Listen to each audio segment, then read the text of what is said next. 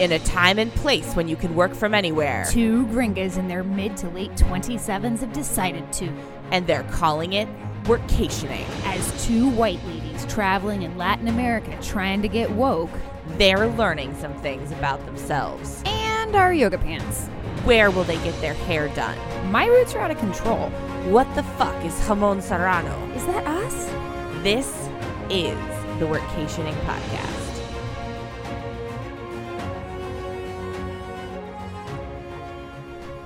Check. Check. While we're checking, can we check in on the word gringa? Gringa. Because we're going to be using that word a lot on this episode. I love it. It's a term of endearment. Is your next cat going to be called Gringa? Maybe. I don't know if I'm going to have an next cat. I hear we're hotter without cats. I've been saying this for months. I've been told this for months. I just think it might actually be true. I really miss my cat. I just feel like she maybe doesn't fit into my rock and roll lifestyle quite the way I was hoping. I don't miss changing the litter box. I don't miss trying to roll the cat hair off of my clothes with one of those sticky roller things. You know what's a very gringa thing to do? Is to have a cat. That's very true. I think, we don't want to generalize. We're going to be generalizing a lot on this episode of the podcast, so please just forgive that in advance. But I think you're allowed to generalize about your own people, though. Are you? I think you are. If anyone's allowed to, you are. Okay. All right. Listen, let's take that gringa word back. Is that what we're doing? That's what we're doing. So what we're doing today is there's something that's become a really big part of our life here in Colombia. And Latin America in general. I mean, I think it counts as Puerto Rico. Puerto Rico in my mind. Yeah, in Puerto Rico as well. I think in Medellín, we're probably just way more immersed in the culture here. It's just it's a large city. We're right in the middle of it. And we're even more visible than we were in Aguada, I think. Didn't think that was possible. Think that was possible. Turns out, I thought I was going to have to go to Africa to stand out more. No, turns out you can just come right down here to Medellín and you can just make a real scene walking down the street. I think so. Hooray. So anyways, we are gringas here. We are. There's no escaping it. No, and we get it from everywhere, sometimes very affectionately. We've actually made some really awesome friends here. This is actually on a lot of levels, despite kind of some of the scariness or whatever, this has actually been, I think, a really warm experience for us. I've loved Colombia, and we have made friends with people that I am confident will be lifelong friends for us. I agree. And they call us gringas. They do, but they're gringos mostly.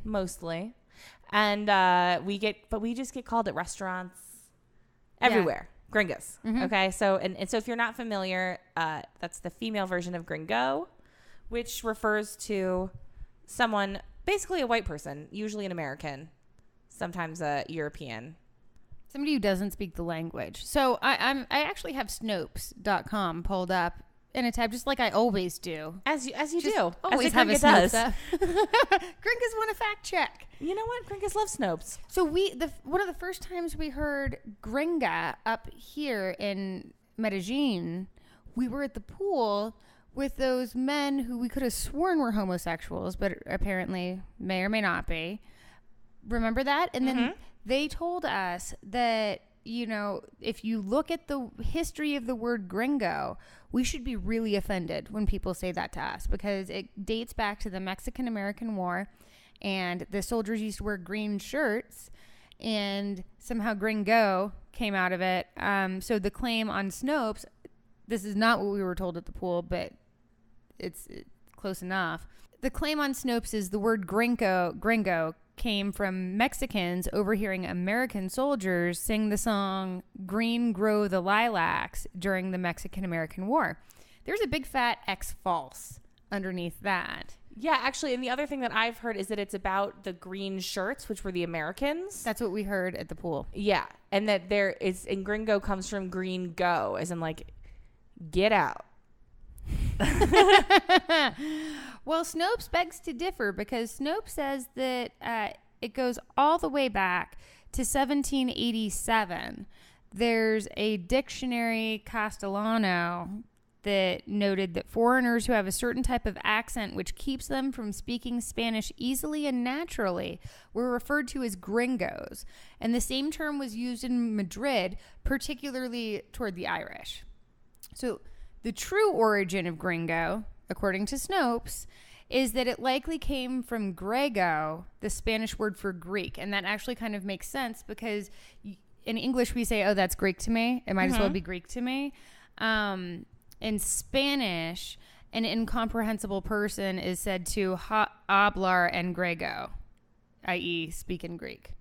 Yeah. So it sounds like the origin of this is a little ambiguous, and it's definitely not what is commonly understood in just the... Snopes is telling me that I need to work on my Spanish, but that I shouldn't necessarily be offended by the term gringa. Well, and here's the thing. So before we get into this whole conversation, let's first say two things. One is that, like, Kari and I at no point have actually been very offended by this word. We have gotten a little offended here sometimes as things that I think are attached to that, maybe the way we're treated because people like perceive us as this thing. I'm personally not offended by the word.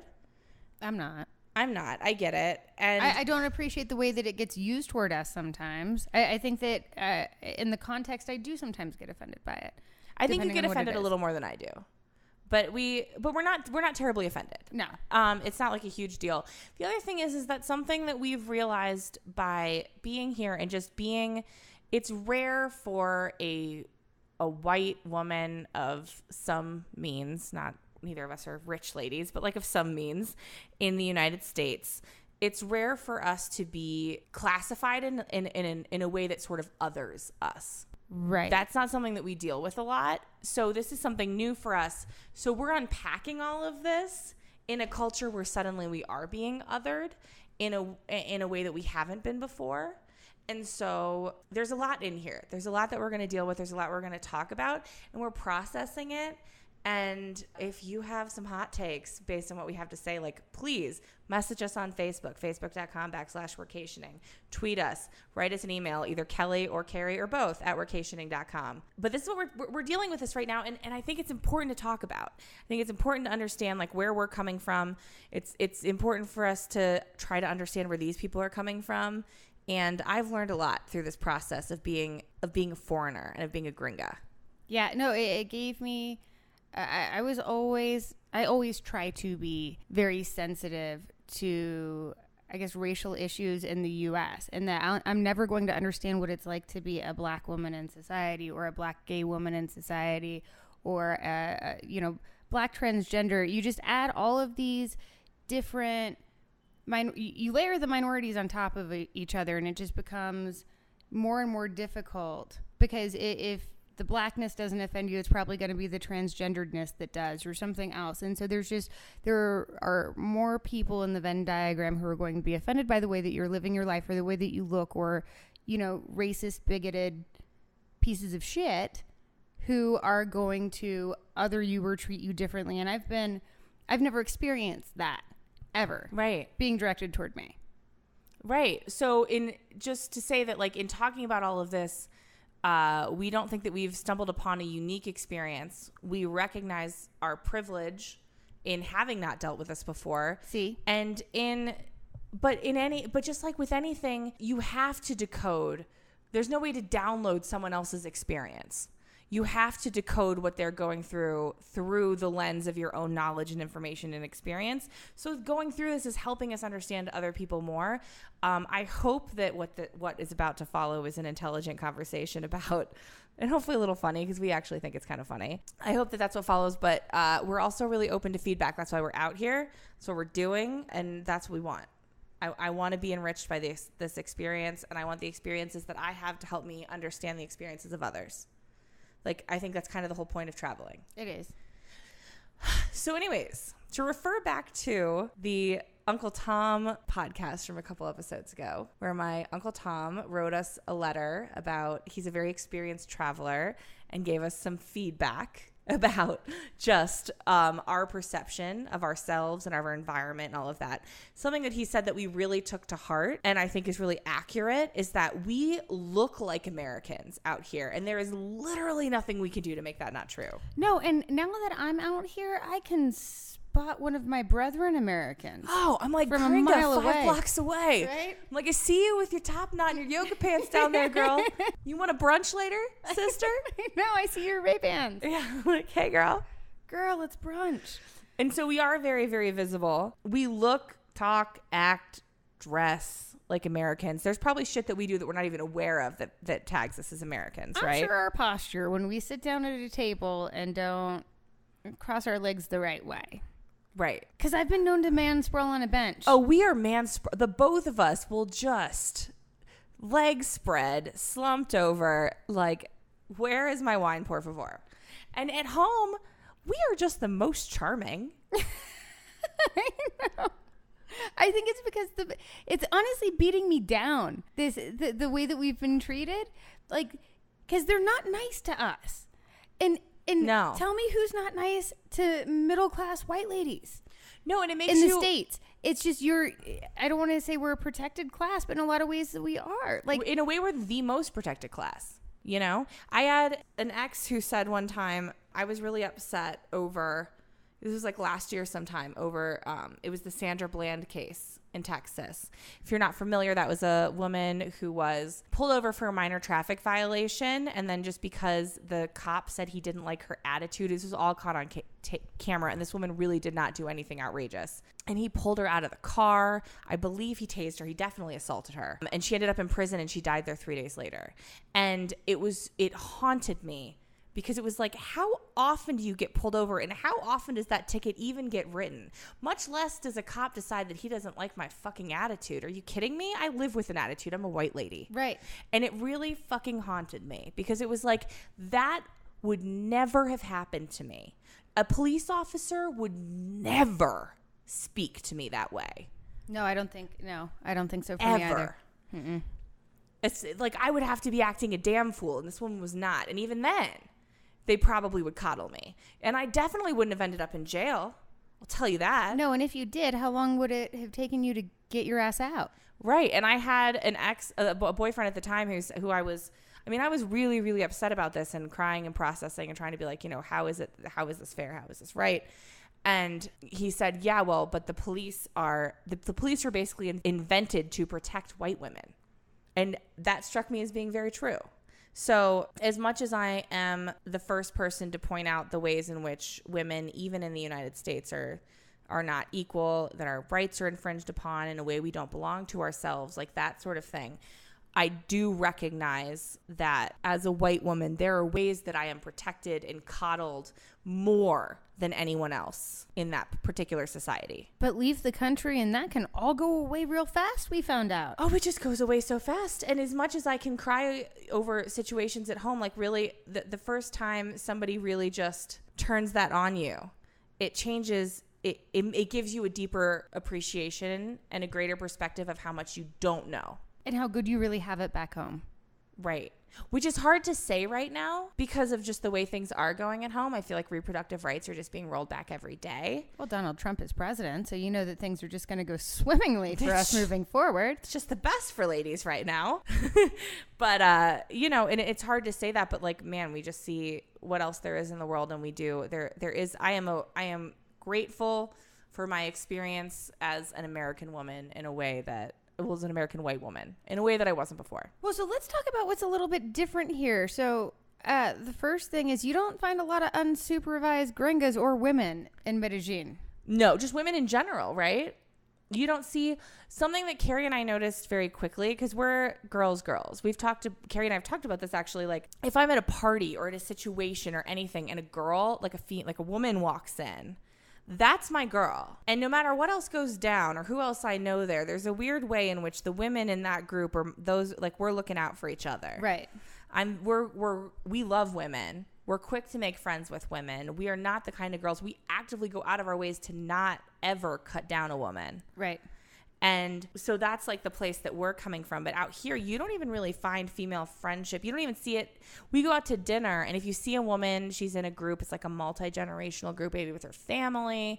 You see her with her boyfriend. Party. Yeah, it's her boyfriend. It's her husband. What you don't see is a group of women hanging out. Ladies' night. Not a thing here. No. In fact, you are more likely to see a woman eating dinner or lunch by herself than with another woman. Right. Right. And the few times that we have tried to reach out to a woman in a friendly way, it hasn't gone so well. No, flat out rejected. They don't want to be friends with us. No. And the things that have happened when we've been forced into social situations with women Not with our gringas, not with the white ladies we've met, but in this culture, with the women that we've been put into situations with, it turns very junior high very quickly. It's very hostile. It's hostile. It's hierarchical. Hierarchical. Let's just skip that word. All right. There's a hierarchy. Yeah, it's hostile. There's a hierarchy. And you are competition. Even in situations where I was very clearly not competition, because let me be clear with you. The most beautiful women on the planet live in Colombia. They exist here. And I am not competition for any one of these goddesses walking around. No, we stopped trying about 2 weeks ago. No, I may never shower again because, like, really, why? Like, I've lost this race so hard that, like, I think I'll just move on. Well, I don't want to hop around too much, but I guess we should talk. Do you want to get to the culture here regarding women? I guess we've already been talking about that a little bit. Yeah. So talking about, God, why even shower or brush your hair? Because you know you're going to be just the most hideous woman that any of these town folk have seen in a very long time compared to these Colombian beauties. Yes, because not just the women, but the men also. The women, listen, the women are something special out here. They really are. But I hail from Akron, Ohio. And we are a proud and frumpy people.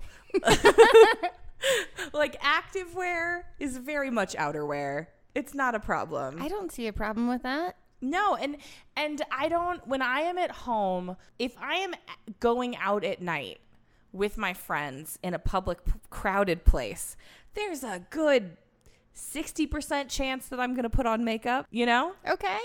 I like those odds. Right. I mean, me too. I feel like that's very respectable. You know? If I'm just going to the grocery store, bitch, no. For what? For who? I have been told that you can meet men in the produce aisle of the grocery store. I have never, ever done that. Never. Never, ever.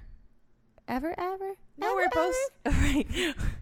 We're just going to squeeze the same melon. Just and look longingly at each other is like you pick up the appropriately sized cucumber. Right. And let's be clear. And bag it. I come from a town where if I go out to the grocery store, I am going to see someone I know. It's not even like I'm counting on my anonymity to cover up my just bag lady status. You know, I'm going to see someone I know. It's just, but in Akron, it's just not that big of a deal. Because listen, nobody else looks good at the grocery store either. No, everyone dresses like they're going to Walmart, and that's okay. It's fine. I actually kind of love it. So here, everyone is extraordinarily put together. Everyone looks fan-fucking-tastic. Heels on cobblestone streets. Ladies, do you want to do that? Because I personally am not signing up for that shit. But the women of Colombia have gotten together and decided that they're all going to do it. And they look phenomenal. Everyone looks really great. So that's a cultural thing. What Kari and I feel like is just very acceptable to go out in. We go out and we just feel very homeless. Like, I feel like a big part of the reason that we have not, everyone keeps telling us that we're going to get robbed here. I think a big part of the reason that we haven't is that we just look like straight trash compared to these people at all times. I mean, my yoga capris and my sweater match. I think you look dope in that, girl. You look so active. Are you about to run? Probably not in those flip-flops, but like maybe. I could if I needed to. Right? Listen, my hair's already pulled back. I'm ready to go. Right. So there is this expectation that women are going to look good here at pretty much all times. There's also an expectation that you are going to catch a man, and you are going to do that in short order. Very early. Yes. They're on the Mormon plan out here. Yeah. So our fixer, Santiago, told us of the tale of Jamon Serrano. Yes. Jamon Serrano is it's basically an aged ham. It may or may not be dangling from a shop window. Just old. It's just old. Dried out. Yeah, we actually got to sample a Jamon Serrano, and it was a 400-day aged ham. It was good. We put it with some cheese. It was delicious. It came on a charcuterie. I wasn't mad at it. It was delicious, but I will tell you, it was not the most attractive. And that is the phrase that they use to refer to ladies who have not caught a husband by like 22 or 23 out here. Yeah, you're a jamón serrano if you're a smooth 24 and haven't gotten a ring on it yet. You're just a hanging, aged meat sack. What are you even good for? Right? Maybe pair you with some cheese. I don't know. God, you're going to be somebody's aunt. Take care of some kids or something. Yeah. And you know what? So we are definitely jamón serranos out here. Just because when we say mid to late 27s, just understand that it's heavy on the late 27s. On the late. And we might even be in our 30s. Shh. Don't tell the people. Jamón, please. Jamón. It's a mess. So like, and listen, I've looked at these ladies. I've looked at myself. Listen, they've got a solid point with this jamón serrano thing. But that doesn't mean I appreciate. It's still rude to say to a gringa, you know? But they don't say it to the gringas. They say it to these gorgeous 24-year-old Colombian women who have just their whole lives in front of them, but are made to feel like shit because they're jamón serrano. I will show them what a jamón serrano looks like. Yeah, girl. I would like to bring them back to the U.S. If you catch me up in the pool, I'll let you see what a hanging meat sack looks like. But tell me there's a happier hanging meat sack on this planet. We're so geeked. The views here are beautiful. Good. So basically what's going on is that not only do we stick out, but as gringas, there are so many ways that we're not adhering to these kind of cultural norms of what a woman is, of what she should be. And we're in this weird position because it's like we want to be culturally sensitive. We don't just want to roll up into a place and put our cultural blueprint on it. That's something we've talked about a lot, something that we continue to work on. I think something that's going to continue to be something that we have to work on, right? So we don't want to do that. But at the same time, we've gone through the sort of process since we've been here of being like, oh, we're gringas. And what does that mean? And oh, it's bad. And well, maybe we do kind of look like shit when we leave the house. And like, maybe we should do something about that. Listen, I'd like to, well, I don't know how much these ladies work or where they work or what they need to look like when they're working. But trust that I'm up and at them and at my computer and working most days before 6:30 in the morning. Right. And so, like, excuse me if I've been working for 3-4 hours straight and then I want to go get a brunch Starbucks coffee drink and bring it back to my apartment. And excuse me if I don't want to tap in my hair extensions and fake eyelashes and paint on some eyebrows because you know I don't have eyebrows of my own. You're looking at them now, and you can get them at the store, though. I can. You can buy your hair if it won't grow, but then you have to like put it in all the time. Hey, girl. You know. Yeah. So I think we've kind of come full circle on it, where we really gringaed it up today. Oh, we gave zero fucks, and we went to the store in our flip flops and yoga pants. I wore my Boston Red Sox t-shirt. I wore my LeBron James shirt. Just some yoga pants, flip-flops, top knot, no makeup, sports bra, crazy sunglasses. We look so good. And you know what? I love it. I think I've just learned we can't hide it, right? Even when we dress ourselves up, we still look like gringas. No, I went and I bought a couple of Colombian outfits here because I just felt like my wardrobe was severely lacking. And I wanted to go to some fancier restaurants and not maybe feel like a gringa piece of shit. Yeah, and I do think that we've gotten something from it. Listen, there is power in putting yourself together. Mm-hmm. And I don't love it, but it's also the reality. And you better believe I'm nothing if not a hustler. And sort of rediscovering the power of just sort of putting yourself together a little bit, gringa. Yeah, gringa, you make it nice. Yeah, you just make it nice, gringa. Like, I think it goes a really long way. So but at the same time, I think that there are a lot of ways in which we have learned to really embrace being gringas. I don't think I've ever loved gringas more. I just want to hug every white lady I see on the street. Just feel like, girl. I want to ask her how the service is at the restaurants that she goes to. I know how it is. It's shit unless she has a dude with her. That is absolutely 100% the case as we've experienced it here. So at this point, we've gone out dozens of different times. Yeah, and we've gone out with different combinations of men, women, whatever. If we have even a man at the table, first of all, our service is significantly better. He doesn't even need to be a local. He can be a gringo. He can totally be a gringo. I think our best service is when we have a local. Mm-hmm. Yep, absolutely. A gringo is next, especially if he speaks the language very well. Then it's just all downhill from there. Do you want your soda water? Your agua con gas, con limon? Just ever? Today? Just maybe? Just ever? Mm-mm. No, there have been times where we've had to leave the restaurant because they gave us our menus, never took our drink order, or took our drink order and then just never brought our drinks, and we just never saw them again. But people who came in 15 minutes late later than we did were getting their food. And by people, we mean men. So how long are you going to sit at this table and wait for your food to come, or even just for your order to be taken? Because I got the feeling like they really didn't care for our business. It's evidenced by the fact that they weren't trying to let us buy any from them. Right. So we left. But I haven't had to do that ever. Right. And it has made us really think about what does it mean, not just in the US, but anywhere, to be someone who is not the preferred class or the preferred whatever, the preferred race, the preferred gender, the preferred, you don't realize what you have. Like, I don't think, listen, I'm like Queen SJW over here, just the prettiest snowflake. And like, I don't know that I've ever fully processed what my privilege is until I suddenly didn't have it anymore. No, because it really touches every aspect of your life when you consider that it really boils down to how do people treat you and how do people look at you.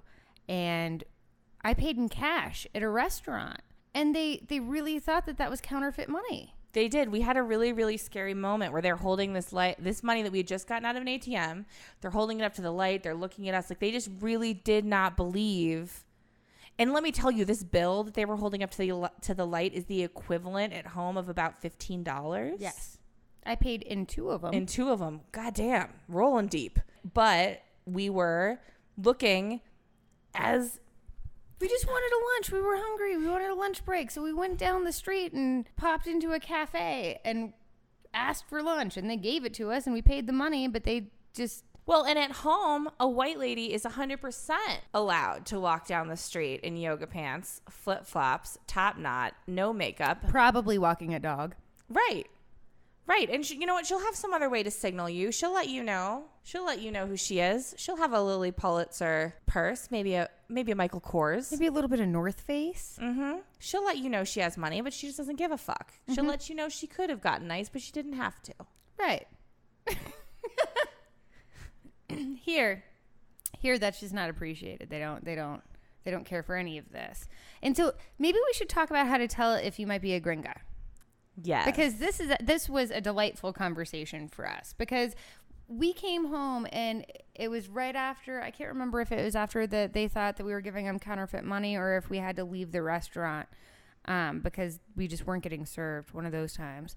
But we came back and we were like, what's so offensive? What's so wrong about being a gringa? Like, what do gringas really like? Like, gringas like Starbucks. Gringas love Starbucks. You know what gringas love? Gringas love brunch. Oh, good brunch. Just constantly. Brunch 7 days a week if we could have it. No, and tell me that there is a greater source for just positivity and light in this world than a good brunch. No, I agree. You're getting fed. You get savory. You get sweet. Would you like a little booze with that? You don't have to have any if you don't want to. When else do you get eggs Benedict? Right. It's just, a brunch is a beautiful thing. Just extra hollandaise sauce. Extra side of hollandaise sauce. Right. Gringas love sauces. Gringas love sauces. Gringas love sparkling water. Gringas love dressings, salad dressings. Can I get 3 of them all on the side, please? Can a gringa get 2 appetizers? They don't like that here. Can a gringa get only appetizers? A little tapas. Little tapas gringa. Little tapas situation. A gringa loves tapas. You know? And so we laugh about this. Like, suddenly, like, we've been waiting our whole lives to, like, really indulge in some stereotypes. So we get to revel in it a little bit. And And so they're all there. But here's the thing is that like, it's so, my gringaness is so offensive to people here, just really distasteful to people here, that it's given me a whole new appreciation. Cause like really what is a gringa? You know, I like to think that a gringa is a lady who doubles down, now that you ask that question, and just doubles down on her double down until like, fuck it, one of us has to go and it's not going to be the gringa, probably. But what I mean by that is this. Speaking of, can a gringa get a couple appetizers at this table? Do you remember when you, me, and Kate went out to dinner? It was dinner and we hadn't eaten all day. And so we each got three. Well, we didn't each get three. We got 3 appetizers and then we each got an entree too. But the appetizer was like beef carpaccio. Like just little thin slices of, what else did we get? Just like wispy nothings of appetizers, just because we know it's going to take forever. Hungry. No, and so we ordered the 3 appetizers, and she thought that we were done, and we were like, "Oh no, lady, you need to come back here because we're entrada." Mm-hmm. Yeah, that was we were just getting started, woman. Gringa can eat. So then she comes back, and we each order a dinner, and she goes, what did she say? Comer or comida? She said, we ordered and she goes, comen, which means, so you're eating.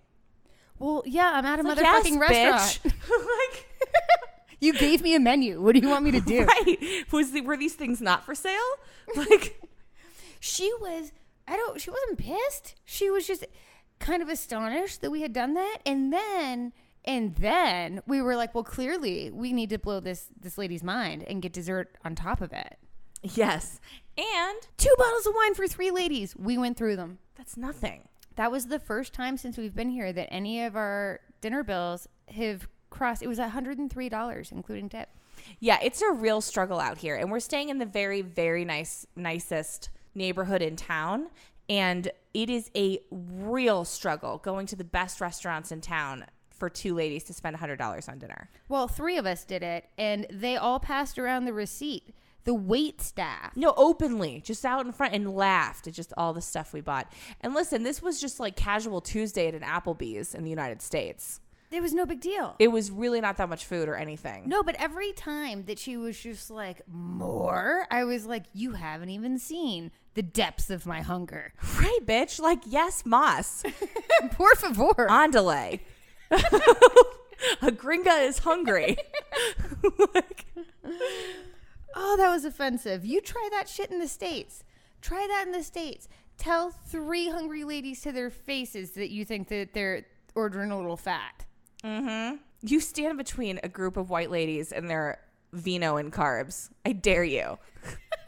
She tried it. She tried it, girl. And it's complicated.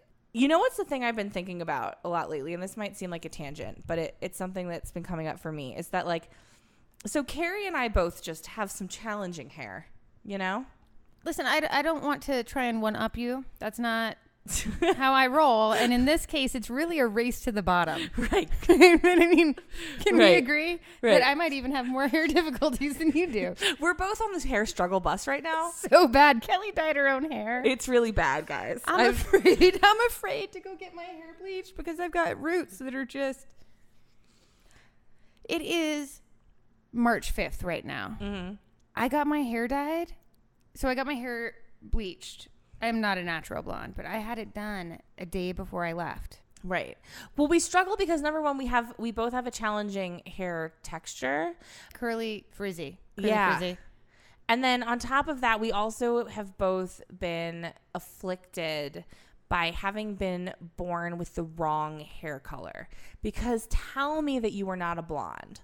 Oh, I'm a blonde in my soul. I'm a blonde in... You don't even make sense to me as not a blonde. I don't even know who I'm looking at. Sometimes I have to go dark just to give the blonde a break. No, you're just a blonde, though. You just are. Even with brown hair, you're a blonde. Tell that to my hair. And I am a redhead. Tell me I'm not. No, you are the sassiest redhead. Even with this terrible fucking dye job I did to myself, it's still better than my natural hair color. Like, this is me. It's true. We're going to need to get this worked on, though. So this needs a little we need to make this nice. Yeah, it's not good. Right now. It's not good.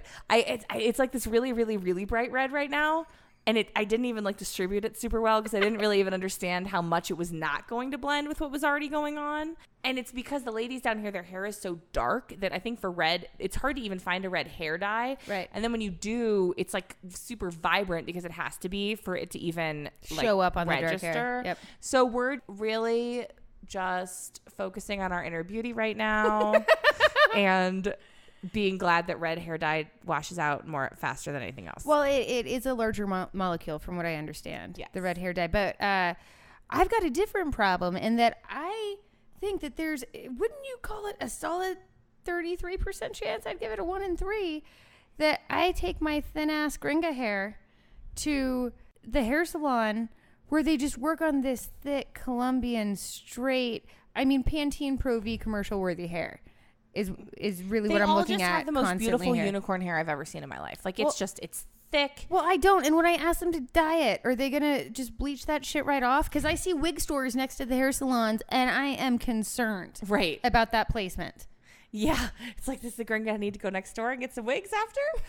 We've talked about that, actually. Yeah. So what I'm trying to say is that, where I'm going with this is that Kari and I, there's a lot of top knots, a lot of messy buns. It's a necessity at this point. Listen, because I don't have time in the day. And it's not going to look good anyway. No, it is going to take hours. And, like, we're busy. And, like, we're really, really working hard out here. So we don't always have time. And so the hair thing is a struggle. And I feel like that really makes us stick out because people look so put together out here. And then we're out there just, like, frizzy top knot. Yeah, and unapologetically, really. And I see, like, all the backlash that we get just from that, and it's made me think about shit like, I actually don't know the status of this. I should have Googled it before I ever started having this conversation. But I know that at least in the past, and I think it's still a problem, in the United States Armed Forces, Black women, there's all kinds of ways that they can't wear their hair. Like, you can't wear cornrows. You can't have box braids. You can't, like, just ways that are just, like, super common ways that Black women style their hair. Inconvenient and probably. It's convenient. It probably holds up. And listen, these women are serving their country. And we're trying, and they can't even wear their hair in the ways that just, number one, they're familiar with. Number two, make the most sense. Number three, are going to hold up the best with all of the, like, physical activity that they're doing. Yep. You know what I mean? They're serving their country, and we can't even just let a girl, like, do her hair how she wants to. You know what I mean? And, like, it makes you think about, as much as I find reasons to be like, God, why are people treating me this way? I think of all these other ways. I'm like, God, it just gives me a whole new appreciation for how fucked up it is the way we treat people when we other them. You know what I mean? Suddenly, like, you put all these standards on them that you don't put on other people. You make things harder for them in ways that it's not hard for other people. And because you don't have to actually do your hair when it's not in a box braid or a cornrow, you don't even understand what that's like. I think a lot of guys, when I start dating them, are just really surprised by what my natural hair texture is. Right. Just surprise. I woke up like this. Yeah. Yes. Right? And I don't think that these women with this magical unicorn hair walking around here, this, like, just thick, sleek, straight, shiny, so thick. Dream hair, I don't think they even begin to understand my challenges over here. No, they just feel bad for us, I think. And they're kind of like, girl, did you just sort of not... Are you sick? Yeah. Did somebody in your family just die? Right. Is that why you just took no time to get ready? And I'm like, girl, no, I just didn't have an extra hour today, you know? And this situation is very much accepted at home. Kelly's pointing to, like, she's whipping around her just curly, I don't know what color to even call it. Oh, the color is so bad. Listen, I'm trying to just have a really positive... Have I not had a really positive attitude about how bad my hair is? No, we both have. I've just been really strong, I feel like. Just really brave. I admire your strength. But it's a real mess. I'm hoping that maybe once we pop over to Europe, someone's going to be able to fix this mop because it's just really bad. I don't even know if I can wait that long. I don't know if I can either. So, ladies, this is something that you're going to need to consider when traveling abroad. What's your hair texture like? Is it easy for you to just go get a wash and go haircut at the salon? Because if so, then maybe you're in luck. But if you are like me and Kelly... No, this is complicated, and I'm afraid to just let anybody touch my hair. I just, God damn. I want to, book a flight home, go see my hair girl. Kelly, if you're out there, I love you. Her name's also Kelly. I miss you, Gringa. I know, I miss my hair Gringa, too. My therapist, I call her. Right? Because it's always therapy. Oh, and she waxes my brows for me, too. That's a goddamn mess. Well, I don't have to worry about that. I'm just the Mexican hairless version of people. It's not much. I'm looking at my hairless arm actually. That was so yeah, I think I think even the more we talk about this, it becomes more layered. I guess where I'm at with it is that this is a learning process. I'm trying to have a fun and fancy free attitude about this because the alternative is I don't like it. My family has always kind of laughed through pain, and that's what we do at my family. This is not, I'm not going to call this pain necessarily, but I will say that just in being treated this way immediately, it didn't even take half a second for me to be like, God, how difficult must it be to be black in the U.S. Right. Or, insert minority here. And how welcoming am I? Do I maybe overcompensate in some ways? And maybe I should be a little bit nicer to those people because, God, a little bit of niceness goes so far for us out here. When somebody's just nice to us, right, it makes our whole day sometimes because we really have come to not expect it out here, actually. Yeah. And that's kind of rough. And so in having this conversation, it's not like we feel especially victimized. It's not like we feel like we discovered discrimination. No, not at all. But it's the first time I'm ever really feeling it. Well, and that's the thing is that it makes you realize how much you can have the very, very best of intentions. You can really, really make a point in your life to try to be cool to people and to not carry around all of the just petty ass racism and stereotypes and shit that just gets literally bred into you by just being in a culture. Actually, it's been really funny out here. We have a local friend who we were trying early on. We were confused. It was an earlier episode. We didn't exactly know how to pronounce the name of this place. Medellín. Yeah. And he let us know that it is not Medellín. Because that is how a goddamn Argentinian would pronounce it. Yeah, Medellín. And it's just a goddamn Argentinian, just this casual racism. Oh, no, they seem to be very racist toward Argentinians in particular out here, and I didn't know. And we still don't really understand why. No, but it's borderline funny to be like, oh, those fucking Argentinians. And I'm like, oh, yeah. Hate those Argentinians. When have you ever thought I hate Argentinians? No, and that's the thing is that we've had conversations about how funny in a weird way other people's racism is, especially in a place like this where I don't think there's a lot of violence or anything as a result of this. It's just kind of it's a casual racism. Hatfield McCoy racism, right? Right. It's not great. Rivalry? Yeah. And we just are talking about how, kind of funny that is. We just find it amusing because it doesn't make sense to us. We're like, oh, you just hate them for why again? What is it? What did the Argentinians ever do to you, yes. Mauricio? Right. Tell me. Please let us know.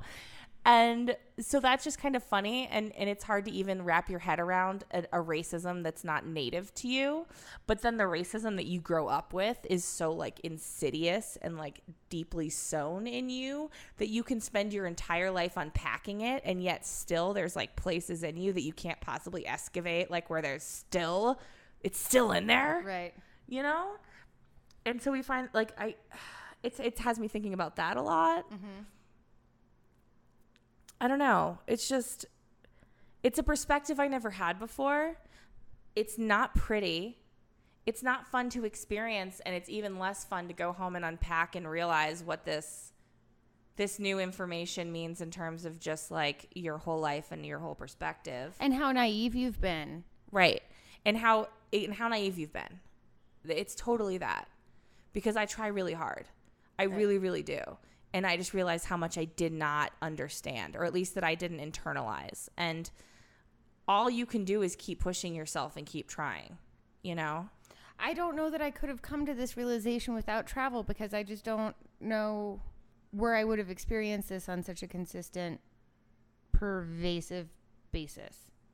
No, you have to get out, especially, honestly, if you're a gringa, you're not going to know about this. I can tell you about it, but until you actually leave and you go somewhere and you just see the look of just like, you fucking trash on somebody's face, and until you experience that on kind of a daily basis from just sort of most people you deal with. And women, too. And what are you doing besides just having lunch or walking down the street? Because we're not loud and obnoxious. No, and we really have. Another thing Uncle Tom said in his letter was that, or in our conversation that followed that, was that that judgy thing that we get from people is something that we should pay attention to. Right. Yeah, but I can't do anything about it when I'm not doing anything wrong. Right. And so we've had to sort of like strike a balance. You have to pay attention to that judgy thing when you're traveling, because it really could be an indication that you're putting yourself in a dangerous situation, or that you're really offending someone or something like that. Right. Something that you can't see, and that face is telling you there's something you don't know. But then there's also part of it that's just a bunch of like bigoted shit. And that stuff at a certain point you pay attention to, but you also have to just let roll off your back, because at the end of the day, this is who I am. I'm very proud of who I am.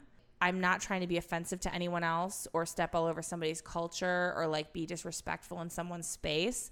But I am a strong woman. I'm a woman for whom my looks are like number 42 on the list of things about me that you might find attractive. I don't lead with that. That's not who I am. And so if I'm not looking so fresh today, but I need to go to the store, girlfriend, you better believe I'm just going to put this at a top knot and we're good. Yeah, it's fine. You know? And I can accept out here, or really anywhere, I can accept that I'm not at home and that the world isn't always going to like receive me in the way that I want it to. And that's okay. I don't need to internalize that. I can do what I can to try to keep myself safe. And at the end of the day, I just have to like live my life out here. And I don't know. It's complicated. I wish I had like some pretty bow to put on this.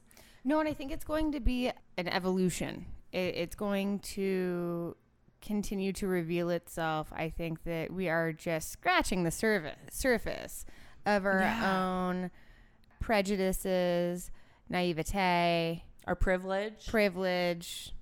Let's just run down the line of all the things that we might not like about ourselves, or it's just a lot. It's a lot to deal with. And I don't know any other way that I would have been confronted with all of this if it weren't for travel, because I've read about it. Right. I've got friends of all different colors and sexual orientations. It's not like you didn't think racism was a thing. And it's not like you didn't think sexism was a thing. Absolutely not. You know, it's not like you didn't think privilege was a thing. No, it's not like you didn't think you had some. Right. Oh no, I'm very, very aware of it. I like to dress it up and take it out on the town sometimes. Right. Not this town, because it will not get me very far. No. No, ma'am. I probably don't want you Hamon. I know. Oh God. So I think that this is going to continue to develop for us. And absolutely. I think that it's good that we're talking about it, at least among ourselves. And I hope that in having this conversation on the podcast, because honestly, this is not a comfortable conversation to have. We're coming at it from a place of like, how we're being called gringas and what's so wrong with gringas, and maybe it's not so bad after all, except for it really is here, apparently. No, and I feel really vulnerable talking about this, because I recognize all of the things that I didn't recognize even a month ago. And I know that in talking about this, the way that this keeps evolving, a month from now, I'm probably going to listen to this conversation and maybe cringe a little at some things I had to say. Probably. You know, because like we really are learning on the fly out here. So please, like, if you have something to say to us, let us know. We'd love to hear it. We're open to feedback, and know that we're two gringas out here just doing our very best. Because I know from conversations, because this is something that Kari and I talk about in a prolonged, in-depth way kind of every day, is that we want to be challenged in this way. Like, I really do. I want to be challenged. I know Kari does. I feel grateful for it, as hard as it has been. And I also feel really grateful for the fact that I see the changes it's making in me, and I think that they're mostly positive. It's made me feel, number one, stronger in myself and in my own convictions and beliefs and who I am. I continue to choose to be a gringa out here in these streets because at the end of the day, those are my values. Well, listen, you can go get your hair straightened. I'm wearing these flip-flops. You'll take them out of my cold, dead hands. Like, get a little keratin treatment, gringa. I'm not going to put makeup on every day. You can't fucking make me. I'm not gonna. I'm not gonna make you. Right? Just how many eye daggers do you want to withstand? And that's fine. I'll take it like 2 days a week. Right. I'm fine with it. And it's also made me a lot more compassionate. I think we're a lot more woke, gringa. We are. Look at us getting woke. Woke ass gringas over here. Just woke ass gringas. Still in flip flops, top knots, venti Starbucks. But bright eyed and just looking at all this shit around us. We sure are trying. Gringas tripping on the view out here. Yeah. So anyways, we just thought we'd share that with you guys. It's layered. Like I said, I wish I had a pretty bow to put on it. I wish I had some like wise closing words. I don't, because I feel like we're so still just in the middle of it. No, I have no takeaways other than this is what we're experiencing. And honestly, if you're coming out here as ladies, especially to, Latin American countries, or I can't even imagine what it's like in some other places, because I've been to Europe, which is about as close to the U.S. as you can get, right? Right. We can blend it in Europe in a way that we can't really out here. Oh, yeah. I fired up my OkCupid and Tinder for Europe today because we're going to be there in a few weeks. I feel like I've already like gotten my stock of men here. So I'm gonna head, and let me tell you, just like really popular in Europe. I'm just killing it on Tinder. But I don't know. I guess we'll see. We're going to Bulgaria next. I think this is an evolving conversation. We won't be gringas out there, but we still will be different. You still won't get me to any place where they stone women to death. Oh no, that's not happening. Because I don't think we can blend in there, not even a little bit. No, we wouldn't make it a day. No. Like, let's be real. I'd rather not roll those dice. Uh-uh. So, all right, Bulgaria next. But we've still got some time left here in Medellín. See? And we're going to make the best of it. We are. And we are having a blast. This is a lovely country. I will be back. Like, I'm not trying to talk so much shit about Medellín. Like, no, Medellín hates you, but you love it. You're just like the desperate, clinging girlfriend. The guy's like, I haven't called you back in 3 days. And you're like... Yeah, no, Medellín has a girlfriend, and it's not me. And I'm still writing our name in the margins of my notebook with little hearts. It can't get rid of me. But yeah, so I'm glad we had this conversation. I want to share this with people. I know that it's messy. I know that it's still in progress. But that's where we are right now. Like this, I think this is a really just an honest take of where we are with this. And this has been a huge integral part of this leg of the trip for us. It has been. I don't think we could even talk about Colombia and our experience here without having an in-depth conversation about that. No, because it's really tainted all of our experiences. It's part of just fucking everything. It really is. So with that, maybe we should get into the rest of the Colombia content. Mas podcast to come. See, gringa. High five, gringa. High five, gringa. I love you to death. I love you too, girl. This has been another episode of the Workationing podcast. If you like what you heard here, make sure to like, rate, subscribe, and leave us a review on iTunes, SoundCloud, Google Play, or wherever else on the internet you're hearing this. You can also go to workationing.com. That's workationing.com.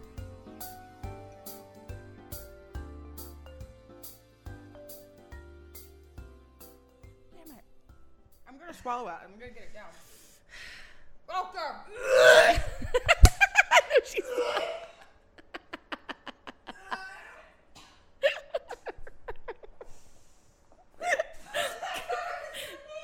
You almost did. You were so close.